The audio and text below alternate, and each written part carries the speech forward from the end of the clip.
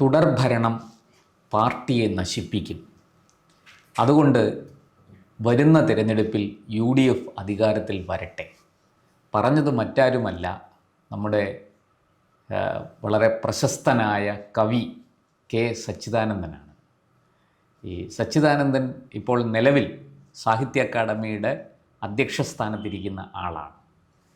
നമുക്കെല്ലാവർക്കും അറിയാം, സർക്കാർ കൊടുക്കുന്ന ഒരു പോസ്റ്റാണ്. അപ്പോൾ CPM കൊടുത്ത ആ ഒരു പദവിയിൽ ഇരുന്നു കൊണ്ട് CPMനെ തന്നെ വിമർശിക്കുന്ന, തുടർഭരണം നഷ്ടപ്പെടട്ടെ എന്ന് ആഗ്രഹിക്കുന്ന സച്ചിദാനന്ദൻ്റെ ഉദ്ദേശം എന്താണ്? സത്യത്തിൽ ഇത് തോളിലിരുന്ന് ചെവി കടിക്കുന്ന ഏർപ്പാടാണോ സച്ചിദാനന്ദൻ ചെയ്തിരിക്കുന്നത്? എന്താണ് അങ്ങയുടെ അഭിപ്രായം? സച്ചിദാനന്ദനെ എനിക്ക് തോന്നിടത്തോളം ഈ സച്ചിദാനന്ദൻ ആകെ നിരാശനാണെന്ന് എനിക്ക് തോന്നുന്നു. സച്ചിദാനന്ദൻ്റെ ഒരു കവിത വായിക്കാൻ പറഞ്ഞാൽ അത് രണ്ടുപേരും എൻ്റെ ഓർമ്മയുള്ളത് പറയുകയാണ്. ഭാഷയാണ് എൻ്റെ രാജ്യം, വാക്കുകളാണ് എൻ്റെ ജനങ്ങൾ. അപ്പോൾ സച്ചിദാനന്ദൻ്റെ മനസ്സ് മനസ്സിലായല്ലോ. ഭാഷയുടെ ലോകത്ത് ഭാഷ സച്ചിദാനന്ദൻ്റെ രാജ്യമാണ്, വാക്കുകൾ ജനങ്ങളുമാണ്. അപ്പോൾ വാക്കുകൾ ഇങ്ങനെ തുരുതുരാ കയ്യിലുള്ള ഒരു ചക്രവർത്തിയാണ് സാഹിത്യം എന്ന് പറയുന്നത് വാക്കുകളാണല്ലോ. അതെ, എന്ന് പറഞ്ഞാൽ സാഹിത്യ ലോകത്ത് ചക്രവർത്തിയായി സ്വയം അവരോധിതനായ ഒരു ശരാശരി കവി മാത്രമാണ് സച്ചിദാനന്ദൻ. ഒരു കവിയെ ഞാൻ ബഹുമാനിക്കണമെങ്കിൽ ആ കവിത എൻ്റെ മനസ്സിലേക്ക് വരണം. മുദ്രാവാക്യം വിളിക്കുന്ന പോലെ എന്തെങ്കിലും എഴുതി വെച്ചാൽ എനിക്കറിയത്തില്ല. ഞാൻ ആ കവിയെ ബഹുമാനിക്കാൻ മുദ്രാവാക്യമേ പറയാൻ പറ്റത്തുള്ളൂ. ചോര തുടിക്കും ചെറുകൈകളെ പേറുക വന്നി പന്തങ്ങൾ എൻ്റെ മനസ്സിലുള്ള കവിതയാണ്. അത് എഴുതിയത് വിപ്ലവ കവിയാണെന്ന് വേണമെങ്കിൽ പറയാം. ആ കവിത എൻ്റെ മനസ്സിൽ രജിസ്റ്റേർഡാണ്. ഞാനതാ പറഞ്ഞത്. കേൾക്കുന്ന ആരിലും അതൊരു ഒരു ഉള്ളിലൊരു ഒരു ഒരു പ്രകമ്പനം ഉണ്ടാക്കും. അതുപോലെ തന്നെ കുമാരനാശാൻ്റെ ഞാൻ കവിത പലതും കാണാൻ പറയാം. ഹാ പുഷ്പമേ അധിക ഞാൻ പറഞ്ഞു വന്നത് ഇത് ഒരു വലിയ ഫിലോസഫി, ഭയങ്കര ഫിലോസഫിയാണ് ആശാൻ പറയുന്നത്. അപ്പം അതുപോലെ തന്നെ പിന്നെ നമ്മുടെ വള്ളത്തോളിൻ്റെ മഗ്ദലന മറിയം, താഴത്തേക്ക് എന്തിത്ര സൂക്ഷിച്ചു നോക്കുന്നു താരകളെ നിങ്ങൾ നിശ്ചലരായി, നിങ്ങൾ തൻ കൂട്ടത്തിൽ നിന്നിപ്പോൾ ആരാനും ഭംഗമാർന്ന ഊഴിയിൽ വീണുപോയോ. മഗ്ദലന മറിയത്തിൻ്റെ സൗന്ദര്യം വിശദീകരിക്കുകയാണ്. ഇതൊക്കെ കേട്ട് വളർന്ന എൻ്റെ തലമുറയിൽപ്പെട്ട ഒരാൾക്ക് സച്ചിദാനന്ദൻ എഴുതി വെച്ച ഈ ഗദ്യ കവിത അത് മനസ്സിൽ വരത്തേയില്ല. പിന്നെ എങ്ങനെയോ എൻ്റെ മനസ്സിൽ ഇത് ഓർമ്മ പെട്ടെന്ന് വന്നാണ്. വാക്കാണ് പിന്നെ എൻ്റെ ഭാഷയാണ് എൻ്റെ രാജ്യം, വാക്കാ ജനം. ഇതൊക്കെ ചില ആളുകളെ താൽക്കാലികമായി സുഖിപ്പിക്കാനിടുന്ന ചില കാര്യങ്ങൾക്കപ്പുറം കേരള സാഹിത്യ ലോകത്ത് ഒരു 10 വർഷത്തെ ആയുസ് ഒരു ചലനം ഉണ്ടാക്കാൻ കഴിയാത്ത ഒരാളാണ് സച്ചിദാനന്ദൻ. സച്ചിദാനന്ദൻ സ്വയം ധരിച്ചു വച്ചിരിക്കുന്നത് വോൾട്ടയറും റൂസോയും മോണ്ടസ്ക്യൂവും ഒക്കെ വിചാരിച്ചപ്പോൾ പിന്നെ റൂസോയുടെ സോഷ്യൽ കോൺട്രാക്റ്റാണ് ഫ്രാൻസിലെ കലാപം ഉണ്ടാക്കിയത്. അങ്കിൾ ടോം ക്യാബിൻ അമേരിക്കയിൽ വലിയ ചലനം ഉണ്ടാക്കിയ പുസ്തകമാണ്. ഞാൻ പറഞ്ഞത് അതൊക്കെയാണ് സാഹിത്യ കൃതികളെന്ന് പറയുന്നത്. അപ്പം വിശ്വസാഹിത്യ പിന്നെ പിന്നെ മാക്സിം ഗോർക്കിയുടെ അമ്മയാണെങ്കിലും ശരി, പിന്നെ വാർ ആൻഡ് പീസ് ആയാലും ശരി, ടോൾസ്റ്റോയുടെ അന്ന കരീനീന, ഇതൊക്കെ നമ്മുടെ മനസ്സിൽ നിൽക്കുന്ന സാധനങ്ങൾ. ഈ സച്ചിദാനന്ദൻ്റെ മനസ്സിൽ സച്ചിദാനന്ദൻ എഴുതിയ ഒരു സാധനവും എന്നെപ്പോലെ ഒരാളുടെ മനസ്സിൽ നിൽക്കുന്നില്ല. പുതിയ ആധുനിക യുഗത്തിലെ കുട്ടികൾ ഇതൊന്നും ഓർത്ത് വെക്കാത്ത മണ്ടന്മാരല്ല. നമ്മുടെ ഈ സാഹിത്യം സച്ചിദാനന്ദൻ ആരെന്ന് പോലും അറിയില്ല, ഒന്നും അറിയത്തില്ല. അപ്പോൾ ചിലയിടത്ത് അദ്ദേഹത്തിനെ ക്രൂരമായി ഈ സൈബർ ഇടത്തിൽ ആക്രമിക്കുന്നത് ഞാൻ കണ്ടു. സച്ചിദാനന്ദൻ്റെ എച്ചിലാനന്ദൻ, അതായത് എനിക്ക് അതിനോട് യോജിപ്പൊന്നുമില്ല. സച്ചിദാനന്ദൻ്റെ മര്യാദയല്ല. എച്ചിലാനന്ദൻ എന്ന് പറഞ്ഞാൽ നമുക്ക് വിമർശിക്കാം, ആരോഗ്യകരമായ വിമർശനമാകാം. പക്ഷേ സച്ചിദാനന്ദനെ അങ്ങനെ വിമർശിക്കുന്നതിനോട് എനിക്ക് വിയോജിപ്പാണ്. പക്ഷേ സച്ചിദാനന്ദൻ ഞാനൊരു സഹൃദയൻ മാത്രമാണ്. കവിതയും കഥയും ഒക്കെ ഇഷ്ടപ്പെടുന്ന ഒരു ആൾ മാത്രം. അതും പഴയ തലമുറയിൽപ്പെട്ട ആളാണ്. പഴയ തലമുറയിലെ കവികൾ ഇപ്പം പിന്നെ കുമാരനാശാനും വള്ളത്തോളും ഉള്ളൂരും ഒക്കെ എന്നെ സ്വാധീനിച്ച കവികളാണ്. അതുപോലെ തന്നെ വൈലോപ്പള്ളി ശ്രീധരമേനോൻ്റെ മാമ്പഴം, ഇതൊക്കെ എൻ്റെ മനസ്സിലുള്ള ഒരുപക്ഷെ എൻ്റെ മനസ്സിനെ ആർദ്രമാക്കുന്നതിനകത്ത് ഞാൻ വലിയ പങ്ക് വഹിച്ചിട്ടുള്ളതാണ്. സച്ചിദാനന്ദൻ്റെ ഈ കവിത, അതായത് ഭാഷ എൻ്റെ രാജ്യമാണെന്നും വാക്ക് ജനമാണെന്നും ഒക്കെ പറഞ്ഞാൽ ഇത് വായിച്ച് എങ്ങനെയോ മനസ്സിൽ കയറി പറ്റിയ 2 വാക്കാണ് ഞാൻ പറഞ്ഞത്. ഇത് വായിച്ച് സച്ചിദാനന്ദനോട് എന്താ നമുക്ക് തോന്നുന്നത്? ഈ സച്ചിദാനന്ദൻ എന്ന് പറയുന്നൊരു കവി മലയാളിയുടെ മനസ്സിലില്ല. പിന്നെ പഠിക്കാൻ വിധിക്കപ്പെട്ട പിള്ളേരാരെങ്കിലും ഇത് വായിക്കും. സച്ചിദാനന്ദൻ്റെ അനുകൂലികൾ, ഇപ്പം നമ്മൾ ഈ സാഹിത്യം എന്ന് പറയുന്നത്, കവിത എന്നൊക്കെ പറയുന്നത്, അതൊരു സ്റ്റേജ് മാനേജർ പ്രോഗ്രാമാണ്. ഒരുത്തൻ കവിത എഴുതും, വിമർശകനെ കാശ് കൊടുത്ത് നിർത്തിയിട്ടുണ്ട്. ഈ വിമർശകരെല്ലാം കൂടെ വന്ന് ഇത് മഹത്തായ കവിതയാണെന്നും അങ്ങനെയാണെന്നും ഇങ്ങനെയാണെന്നും ഇവർ പുകഴ്ത്തിപ്പാടും. അടുത്ത ദിവസം തന്നെ ഇവർക്ക് സാഹിത്യ അക്കാദമിയുടെ ഒരു അവാർഡും കിട്ടും, എന്തെങ്കിലും ചില്ലറയും കിട്ടും. ഇതാണ് ചെയ്യുന്ന കാര്യങ്ങൾ.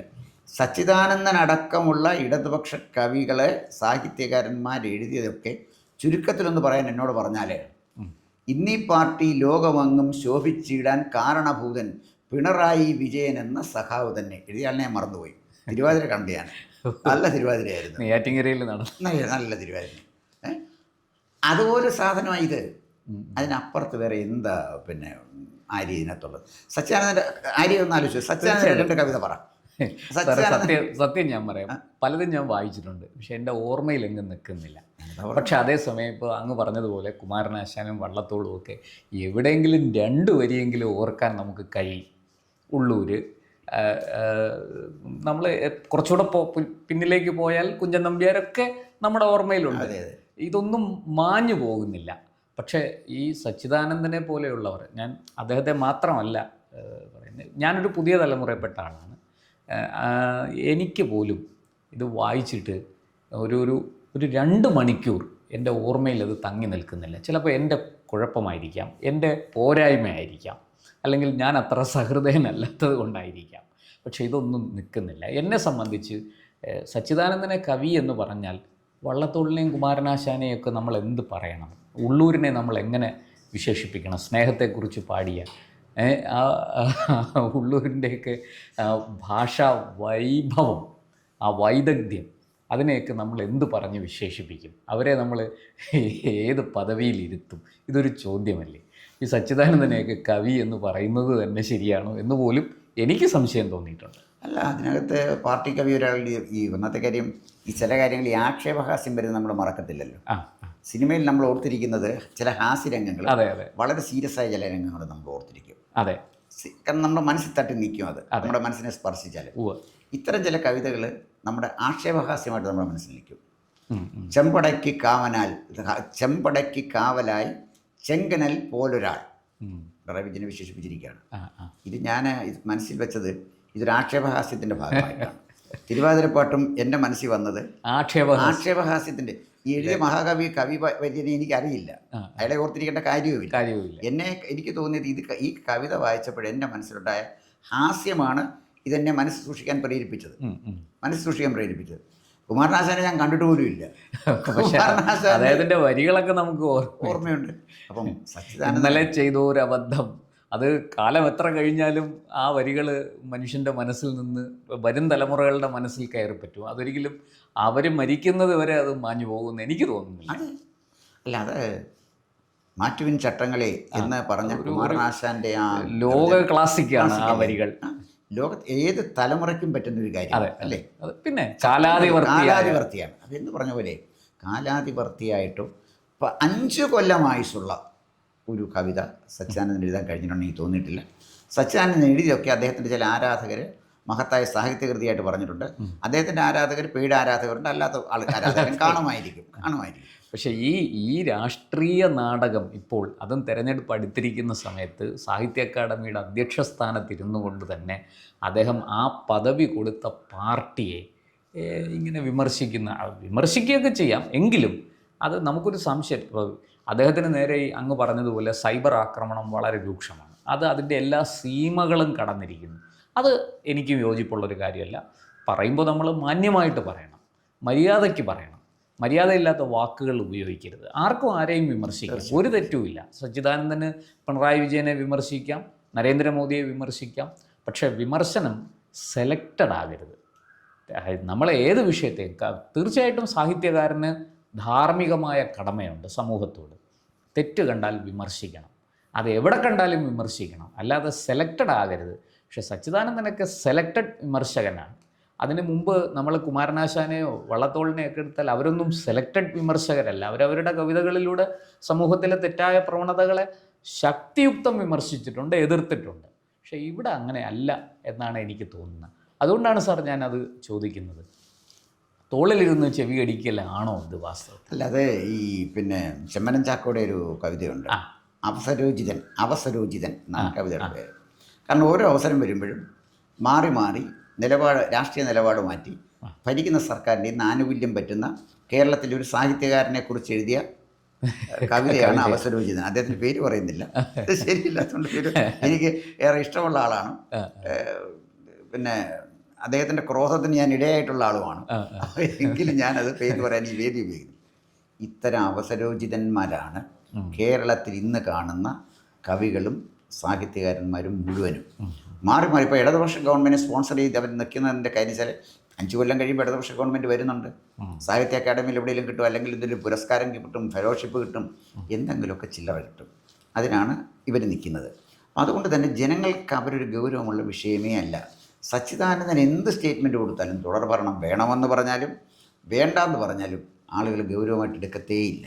പിന്നെ ഒരിക്കലേ വളരെ സർക്കാസ്റ്റിക്കായിട്ട് എൻ്റെ ഒരു ഇടതുപക്ഷ സുഹൃത്ത് തന്നെ പറഞ്ഞു, അദ്ദേഹത്തിൻ്റെ പേര് പറയാതിരിക്കുന്ന അദ്ദേഹം ഇപ്പം പാർട്ടിയുടെ ലോക്കൽ കമ്മിറ്റി മെമ്പറാണ്, ലോക്കൽ കമ്മിറ്റി സെക്രട്ടറിയാണ്. അപ്പോൾ അതുകൊണ്ട് പേര് പറയാത്തത്. അദ്ദേഹം പറഞ്ഞു, സാറേ ഈ പാർട്ടിയുടെ ഏറ്റവും വലിയ പ്രശ്നം വെച്ചാൽ പുള്ളി ആ സ്ഥലവും പറഞ്ഞാൽ ആളിനെ അറിയാം, അവിടെ സ്ഥലം പറയുന്നില്ല. അവിടെ ഒരു മീറ്റിങ്ങിന് സുനിൽ പി ഇളയിടത്തിനെ കൊണ്ട് പ്രസംഗിച്ചു. പ്രസംഗിപ്പിച്ച് കഴിഞ്ഞാൽ പുള്ളിയാണ് അദ്ദേഹം എന്നോട് പറഞ്ഞത്, സുനിൽ പി ഇളയിടത്തിനെ വിളിക്കണമെന്ന് പുരോഗമന കലാ സാഹിത്യ സംഘം നിർബന്ധിച്ചനുസരിച്ചാണ് വിളിച്ചത്. പുള്ളി എന്നോട് സർക്കാർ എന്നെ കണ്ടി ജൂനിയറാണ്, എന്നോട് പറഞ്ഞു, എന്നെ പൊന്നു സാറേ ഇയാൾ വന്ന് പ്രസംഗിച്ചേച്ച് പോയി കുറഞ്ഞൊരു 100-150 വട്ടെങ്കിലും പോയിട്ടുണ്ട്. ഫ്രണ്ടിലിരിക്കുന്ന മുഴുവൻ വിട്ടികളാമുണ്ട് ഇയാൾ ഇത് പ്രസംഗിക്കുന്നത്. അപ്പോൾ സുനിൽ പി ഇളയിടം, അതുപോലെ തന്നെ ഈ അശോകൻ ചരുവിൽ, നമ്മുടെ സച്ചിദാനന്ദൻ, ഇവരൊക്കെ CPM-ന് മുതൽക്കൂട്ടല്ല, ഇവരൊക്കെ യഥാർത്ഥ മുതൽക്കൂട്ട് കോൺഗ്രസിനും BJP-ക്കുമാണ്. ജനങ്ങളെ കോൺഗ്രസിനോ BJP-ക്കോ വോട്ട് ചെയ്യിക്കുന്നതിൽ ഇവർക്ക് വഹിക്കുന്ന പങ്ക് ഒരു ഗവേഷണ വിഷയമാണ്, സത്യമായിട്ടൊരു ഗവേഷണ വിഷയമാണിത്. സച്ചിദാനന്ദൻ്റെ ഈ നിലവിളിക്കൊന്നും ഒരു കാര്യമില്ല. ഇപ്പോൾ കുറേ കാലം UPA ഗവൺമെൻറ് സമയത്ത് അദ്ദേഹം സാഹിത്യ അക്കാദമി, കേന്ദ്ര സാഹിത്യ അക്കാദമി, അവിടുന്ന് ഗവൺമെൻറ് മാറിയപ്പോൾ വന്നു കുറേ കാലം BJP-ക്ക് എതിരായിട്ട് നിലവിളിച്ചു. ഇപ്പം പിണറായി വിജയൻ്റെ കാലം തീരുകയാണ്. UDF ഗവൺമെൻറ് വരാമെന്ന് വിചാരിച്ച് ആ പാവം എന്തെങ്കിലുമൊക്കെ പറയുന്നു. അതപ്പോൾ അടുത്തുനിന്ന് പറ്റാൻ പോകുന്ന ഒരു കവി വര്യൻ്റെ ആശങ്കയോ അസ്വസ്ഥതയോ വിഫലതയോ ആയിട്ട് മാത്രം കണ്ടാൽ മതി. അതിനപ്പുറത്ത് സച്ചിദാനന്ദൻ്റെ ഈ പ്രസ്താവനയ്ക്കോ സച്ചിദാനന്ദൻ്റെ കവിതകൾ പോലെ തന്നെ അതിനൊന്നും വലിയ പ്രസക്തിയില്ല. അതൊക്കെ ആളുകൾ വായിച്ച് കളയുന്നുള്ളതല്ലാതെ അതിനപ്പുറത്ത് വേറെ കാര്യങ്ങളൊന്നുമില്ല.